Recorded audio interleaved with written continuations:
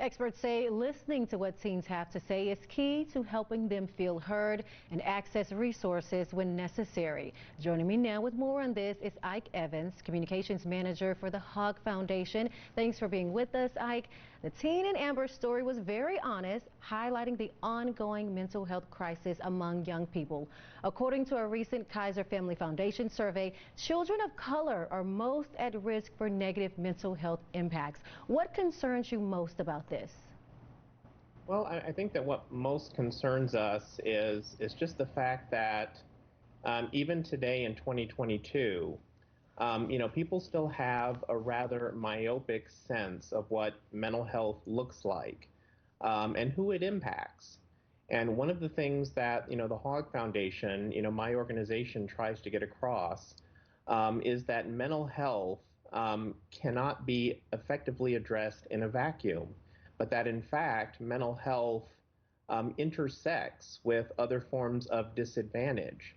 And so whether it is that we're talking about, children, families, people of color, or whether we're talking about people in rural communities, or whether we're just talking about,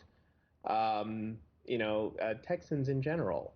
So what most concerns us is just the fact that that without continuous attention being brought to how mental health impacts people differently, um, that Okay.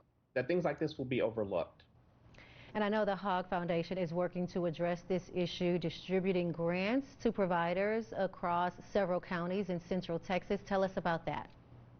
So here in the Austin area, we just thought that one thing that might help is if we sought out organizations that already have a presence within the African American community and giving them kind of small grants to boost their efforts to improve mental health. And so that kind of explains the genesis of the Healthy Minds grant. I see, I see. Well, thank you so much for taking the time to explain it to us and all the work you're doing on the front lines to address this issue, particularly among young people in Texas. Thank you so much, Ike. Thank you so much, Nicole.